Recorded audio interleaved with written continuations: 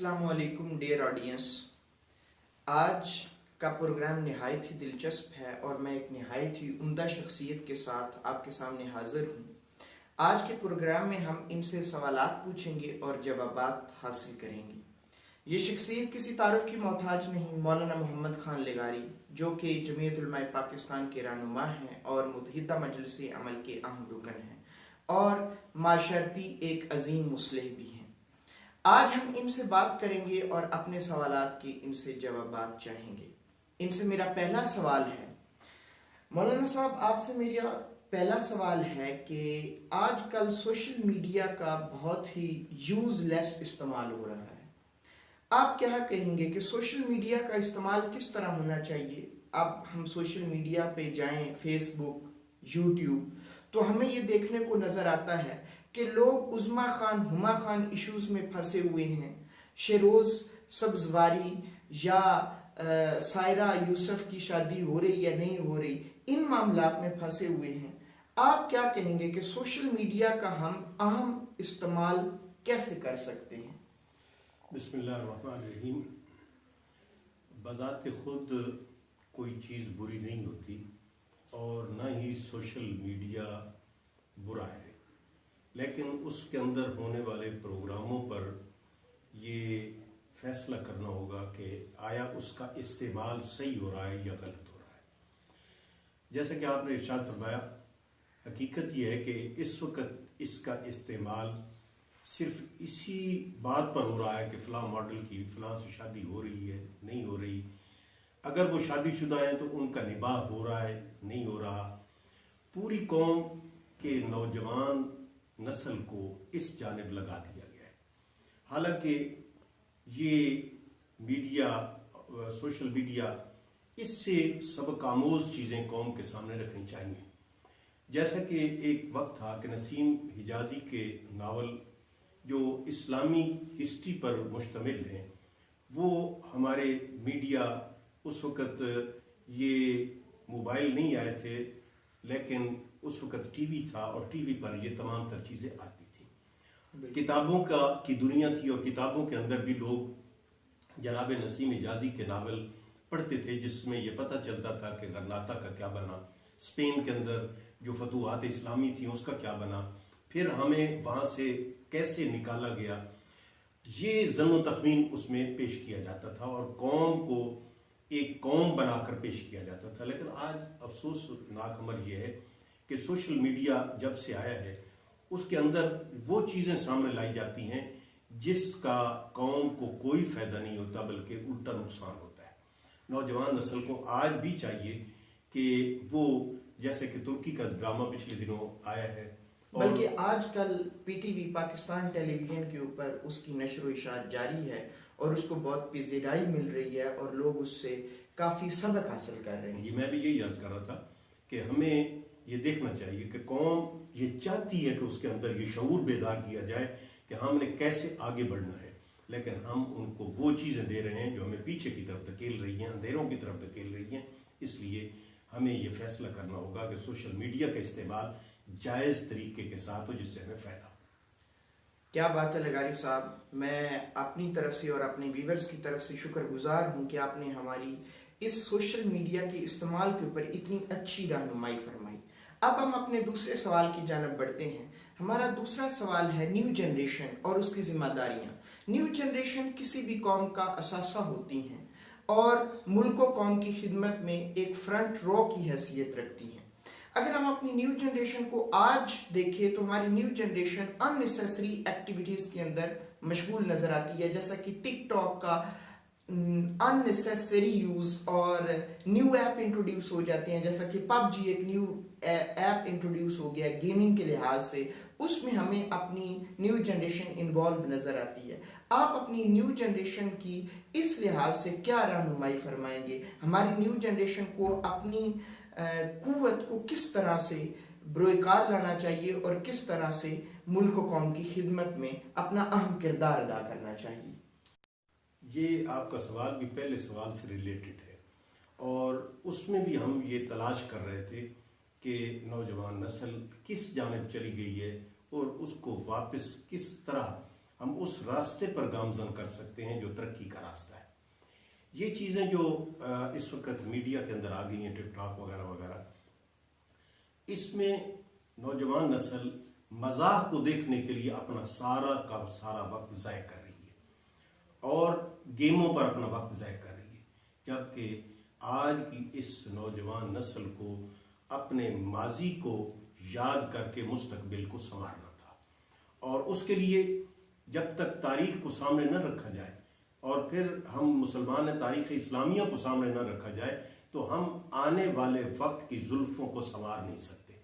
تو اس لیے میں یہ سمجھتا ہوں کہ ٹک ٹاک پر بھی اگر اچھے اسباق دیے جائیں، ہمارے جو فلسفی، ہمارے جو سائنسدان گزرے ہیں، ان کی تاریخ کو یہاں پر رقم کیا جائے اور لوگوں کے سامنے اس کو پیش کیا جائے. یہاں پر قرآنی آیات، ان کے دروس، ان کے احادیث، ان کے مطالب، ان کے مفاہیم، ان چیزوں کو اگر سامنے لایا جائے تو نوجوان نسل کو بے راہ روی سے بچا کر اسے صراط مستقیم پر گامزن کیا جا سکتا ہے.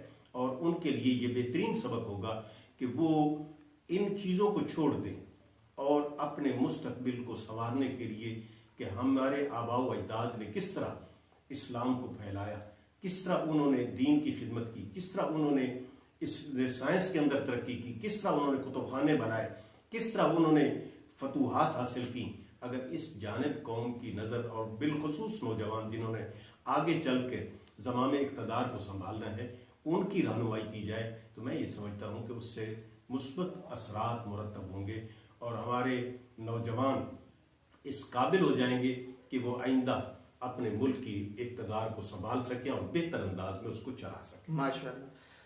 اب دیکھیں کہ ٹک ٹاک کا پروڈکٹیو یوز کیسے ہو سکتا ہے. بجائے اس کے کہ ٹک ٹاک کے اوپر آپ میمکری کریں اور ولگیرٹی کو ہوا دیں، آپ ٹک ٹاک کو کسی یوزفل میسج کے لیے بھی یوز کر سکتے ہیں، جیسا کہ پیرنٹس کی رسپیکٹ کے لحاظ سے، فرینڈشپ کے لحاظ سے، اور ملک کے اندر غریبوں کی کس طرح سے ہم مدد کر سکتے ہیں، لوگوں کو کس طرح ہم اپنی اہلیت سے اور اپنے ٹیلنٹ سے لوگوں کو فائدہ پہنچا سکتے ہیں. اس طرح بھی ہم ٹک ٹاک کا یوز کر سکتے ہیں. ہمارا آپ سے تیسرا سوال ہے مولانا صاحب، آپ بیان فرما دیں کہ اس وقت جو پینک سچویشن ہے کرونا وائرس کی وجہ سے، اس میں ہمارے تعلیمی ادارے، مذہبی ادارے، اسکول، کالجز، یونیورسٹیز بند ہیں، جو کہ ہمارے ارننگ ایکسپیکٹڈ ادارے ہیں، وہ تو بند ہیں. جبکہ دوسری جانب جو مارکیٹ پلیسز ہیں، جو کہ ایکسپینسز کی پلیسز ہیں، جہاں پہ زیادہ زیادہ ایکسپینس ہو رہے ہیں، تو کیا یہ ٹھیک فیصلہ ہے کہ مارکیٹ کی پلیسز تو اوپن ہیں جبکہ تعلیمی ادارے بند ہیں؟ اس کے بارے میں تھوڑی سی رہنمائی فرما دیں. جیسے کہ آپ نے ابھی فرمایا ہے کہ تعلیمی ادارے بند ہیں، اس کے ساتھ اگر یہ بھی شامل کر لیں کہ کاروباری ادارے بھی بند ہیں. بالکل. اور صرف تعلیمی ادارے، وہاں تعلیم دی جاتی ہے، ان کو اس لیے نہیں بنایا جاتا کہ وہاں سے کہ وہ ایک صنعت ہے. علیحدہ بات ہے کہ آج بعض لوگوں نے اس کو صنعت کا درجہ دے دیا ہے اور اس کو اپنے لیے وہ پیسہ کمانے کا ذریعہ بنا چکے ہیں.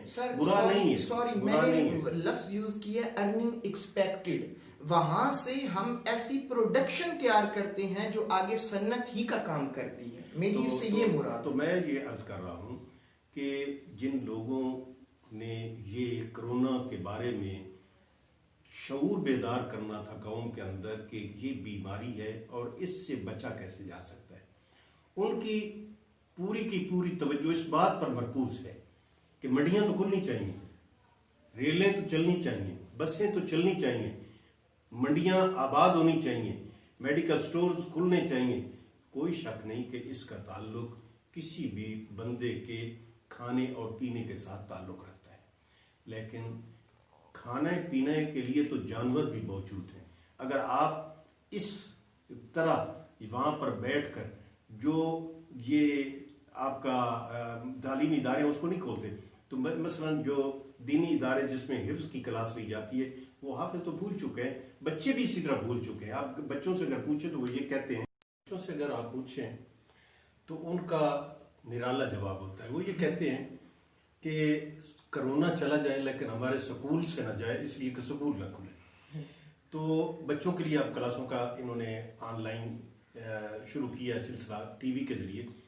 تو وہاں یہ دیکھیں کہ کتنے بچوں کے گھروں میں ٹی وی ہے. جو دیہاتی بچے ہیں ان کے ہاں تو ٹی وی نہ ہونے کے برابر ہوتا ہے.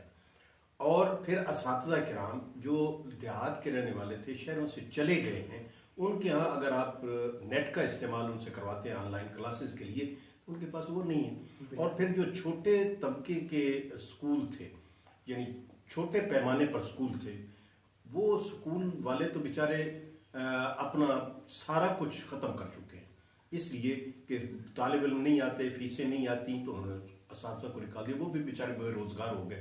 اس لیے ضروری امر یہ ہے کہ ہماری حکومت کو ایک جامع قسم کا منصوبہ بنانا چاہیے تاکہ بچوں کا تعلیمی سال جو ہے وہ متاثر نہ ہو. میں نے چائنا کے کئی کلپس دیکھے ہیں نیٹ پر, اس میں انہوں نے ایس او پیز کا خیال رکھتے ہوئے یہ کلاسیں شروع کی ہیں, اور بچے بڑے ادب و احترام کے ساتھ آتے ہیں اسکول کے اندر, اور ایک جگہ پر آ کر ان کے بوٹوں پر وہ سینیٹائزر جو ہے وہ لگایا جاتا ہے, پھر آگے وہ ہاتھ دھوتے ہیں, پھر اس کے بعد آگے جا کے وہ جو بھاپ ہے اس کا استعمال کرتے ہیں, اس کے بعد وہ کلاسوں کے اندر ایس او پیز کے تحت بیٹھتے ہیں. یہ کام اگر ہماری حکومت کرنا چاہے تو یہاں پر بھی ہو سکتا ہے. اگر یہ کر سکتے ہیں کہ کلاسز یہ جو دکانیں ہیں وہ 7 سے اتنے بجے تک کھلیں گی, تو اگر کسی سکول کے اندر جگہ کم ہے تو ایس او پیز کو ملحوظ خاطر رکھتے ہوئے ان کی کلاسوں کے اندر جو ہے وہ آپ فرق رکھ دیں کہ صبح 8 سے 9 بجے تک فلاں کلاس ہوگی, ایس او پیز کے تحت وہ بچے بیٹھیں گے, 9 سے 10 تک فلاں کلاس ہوگی, اس کے بچے وہاں اسکول کے اندر بیٹھیں گے. اس طرح کر کے اس کو مینج کیا جا سکتا ہے. لیکن ہماری حکومت کی توجہ اس جانب نہیں ہے. جہاں اس سے تعلیم کا نقصان ہو رہا ہے وہاں اساتذہ کا بھی نقصان ہو رہا ہے, اور ان بیچاروں کو تنخواہیں نہیں ملیں گی تو وہ اب اس قابل نہیں ہے کہ مزدوری کر سکیں. اس لیے ان کا دھیان خیال رکھنا. اور جب آپ مختلف لوگوں کو پیسے دے رہے ہیں, وکلاء بھی مانگ رہے ہیں آپ سے کہ ہمیں پیسے دیں, تو جو اسکول کے اساتذہ پڑھا رہے تھے ان کے لیے بھی پیکج کا اعلان کیا جائے کہ جو بے روزگار ہوئے ہیں, جن کے اسکول بند ہیں, ان کو بھی ان کے گھر پر بیٹھے ہوئے کم از کم کھانے اور پینے کی حد تک ان کو جو مشاہرہ ہے وہ دیا جائے, تاکہ وہ اس قابل ہو سکیں کہ اپنے باورچی خانے کو جو ہے وہ چلا سکیں. نہایت خوب, بہت خوبصورتی کے ساتھ محمد خان لغاری صاحب نے باتوں کو واضح کیا اور ہمارا پیغام حکومت تک پہنچایا. اب میں ملتمس ہوں اپنی آڈینس سے کہ وہ بھی اس میسج کو زیادہ سے زیادہ پھیلائیں, اور میں اپنی حکومت سے ملتمس ہوں کہ وہ جو آج اس پروگرام کے ذریعے ہم نے سجیسچنس کچھ پیش کی ہیں ان پہ عمل پیرا ہوں اور تعلیمی اداروں کی طرف متوجہ ہوں, اور جو تعلیمی اداروں کے اندر کام کرنے والوں اور تعلیمی اداروں کے اندر تعلیم حاصل کرنے والوں کو جو مشکلات درپیش ہیں اس کا بغور جائزہ لیں اور اس کی کوئی پازیٹیو مثبت پالیسی اختیار کریں, ہاں, تاکہ اس کا ازالہ ہو سکے اور ہم اپنے ملک و قوم میں ترقی کی بنیاد ڈالیں. السلام علیکم.